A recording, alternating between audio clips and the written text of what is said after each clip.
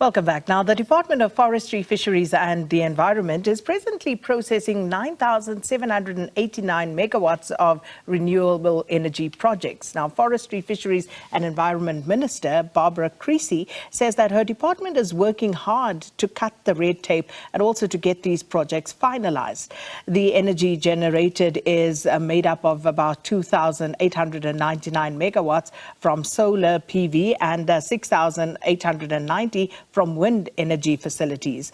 Now, in a budget vote speech in Parliament, Creecy said that they are considering delays in decommissioning of the ageing coal-fired power stations. And the Minister joins us now for a virtual discussion on these matters. Minister Creecy, thanks for your time. Welcome to Morning Live. Good morning. Thank you very much for the invitation, and greetings to all your viewers at home. So, Minister, with the energy crisis that the country is currently facing, when we talk about cutting the red tape, I think many people would want to know exactly how that is going and by how much, is that decision-making time actually cut down at this stage? We are trying to process energy projects. Those are environmental authorizations for energy projects within a period of 57 days. We've cut it down from 107 days. And obviously, it's in an effort to ensure that some of these projects get off the ground more speedily, and also to help with the national effort to solve the energy crisis. In fact, all of the emergency generation also has a 57-day time frame, and I think this is how we think we can contribute to the difficulties our country is facing. So from 107 days to 57 days at the moment, which is quite impressive. And then any plans to cut that down even further? Well, we have done a lot of work on what we call renewable energy zones. And these are parts of our country where there is optimum availability of either wind or sun. And projects in those zones fall into the 57-day time frame. We are currently looking at new regulations where solar projects that are in areas of low environmental sensitivity don't have to go through a full EIA process. And those regulations are out for public comment at the moment. You would understand that when it comes to wind, the environmental considerations are a little bit more complicated because of the impact that wind turbines can have on birds. So it's a bit more difficult in that area to cut down the time frames. Minister, when you mention EIA processes, now perhaps worth explaining the environmental impact assessment. What does it look into when assessing for renewable energy projects to be granted a license? Well, it's very important to say that the environmental impact assessment process is what we call a mitigation hierarchy. Now, what that means is that we're not trying to prevent development from taking place. We're trying to ensure that development takes place in what we call a sustainable manner, and that where there are impacts on the environment, there are mitigation measures adopted. So that's the first thing that the 57-day process would have to look at. What are the impacts on the immediate environment and what are the mitigation measures? The second issue is the question of public participation, because communities adjacent to projects have the right to express their views and also make certain demands if they think that there are certain additional mitigation measures that need to be undertaken. So those are the processes that we would go through in the environmental impact assessments. And this is very interesting, Minister, because as you would imagine, this is, of course, contested terrain. You have those who want to develop the area for whatever reason, on the one side, and then those who want to protect it on the other side. And then, of course, we have our own situation, unique problems that we are trying to address in terms of unemployment, poverty, and such. And, you try to strike a balance between all of these competing interests. How difficult is that for your department at the moment, especially if someone is trying to develop, some project and there are people who are opposing it, but at the same time, there's unemployment at record levels in a particular area? How do you approach those? Well, as I said, environmental law is not intended to stop development. And the National Environment Management Act says right at its outset that we have to put people and their needs at the center of the decisions that we make. I think the key thing is, what are the mitigation measures that are necessary? So let's take, for example, the issue of wind turbines. I've already mentioned that birds, and in particular what we call raptors, birds of prey, are particularly vulnerable. We have to make sure the turbines are not situated in areas where raptors would be nesting. But we also have to look at mitigation measures that can warn birds of the existence of the turbines.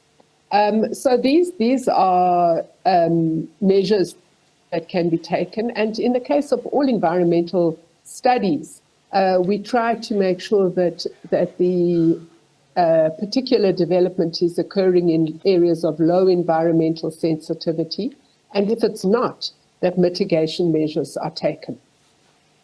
Minister, with regard to South Africa's coal plant decommissioning schedule, now, that is of particular concern at a time when we are struggling to keep the lights on and, trying to find all sorts of solutions to the energy crisis in the country. Where are we now with that? Well, National Treasury is involved in a modelling process at the moment to look at issues pertaining to the state of the power stations and so on. We have joined that process. We want to look at if there are recommendations that we should extend the life of some of the aging stations by a couple of years, what impact that would have on our carbon emission targets, and also what impact that would have on air pollution. Let me give an example. Camden Power Station. This year we were supposed to take, I think it was 400 megawatts off the grid. Clearly you can't do that in the middle of such an enormous energy crisis that we're facing. The question we want to look at is what would be the implications if we were to extend Camden Power Station's life by a year or two. In our view, there is a bit of leg room so that we can meet both our energy needs and also our climate change and pollution requirements. And of course, very important because, the pro-renewables, those advocates, those lobbyists will say that this, of course, impacts negatively on our decarbonization objectives as a country. And, again, and I suspect this is what your department is dealing with quite a lot, Minister, trying to find a nice balance in between all of these competing interests. Yes, I think balance is the key word here. In our view, there is a little bit of space. The aging power stations need to be closed down by 2030. If we were to extend their lives by a year or two, it is still possible to meet those targets. I think that what is important to say is that renewable energy is not a religion. It's a power source. And we have to make sure that we get new generation capacity onto the grid so that we can facilitate decommissioning where that is required. And speaking of, you revealed last week, Minister, that you have 15 EIA applications that relate to transmission and distribution infrastructure. So just with regard to that, you talk about prioritization in that regard. How do you go about prioritizing? Well, we all know that the biggest constraint at the moment to get additional capacity onto the grid is the limitations of our transmission infrastructure. So I did think the public would be interested to know that we do have 15 transmission and distribution projects before us. Of course, here again, we will be looking at where these projects are in areas of low sensitivity, that we can speed up giving the go-ahead, because we understand that it's of absolute national priority that we increase the transmission infrastructure as quickly as possible. We have already about 800 megawatts of renewables in the Northern Cape, which we are not able at the moment to put onto the grid. And that's why these transmission projects are of such importance to everyone.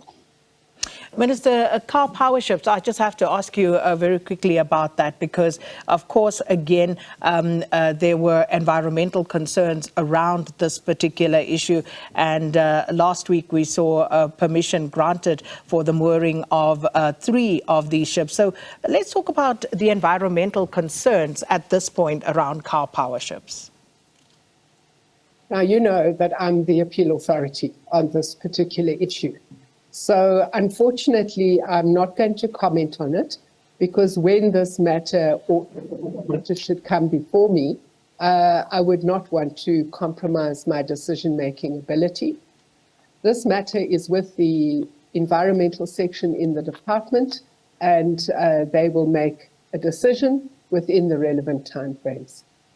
And I do think that is fair. And of course, we'll wait to see how that particular process unfolds. But then, of course, something else that you mentioned last week, Minister, which I think is also of critical importance, is, of course, the additional transmission infrastructure. So we're talking a lot at the moment, about generating this energy, but perhaps not talking a lot about the infrastructure that is necessary at various levels and in various aspects to make sure that we are able to generate, but also store and, of course, transmit this energy that we produce. Well, I think it's a very important issue because what we know is if we are dealing with renewable energy sources, storage is a necessary component. And I did indicate that many of the projects that we have in our pipeline also include battery storage. It's very important because we know that the sun only shines during the day, but one would want to be using the energy in the early evening and in the early morning. And so it's very important that renewable energy projects also have a storage component so that we can improve the energy availability factor to the times of the day when we need it most. Well, Minister, we are going to leave it there. But of course, there's a lot happening in your space, and we will talk more about it as and when, certain things come to a head. And thanks so much for your time this morning. And that was, of course, Forestry, Fisheries and Environment Minister Barbara Creecy speaking to us about her department's processing of environmental assessments for nearly 10,000 megawatts of renewable energy projects. And of course, very impressive, Leanne, as I was saying, just the Minister talking about cutting down the red tape, the time, that turnaround. It's what is needed. If we say it's a crisis, we must behave in a manner that suggests that we understand that there is a crisis. Absolutely, it really is. Important conversation. I'm sure we'll be hearing from the Minister a lot more on that issue.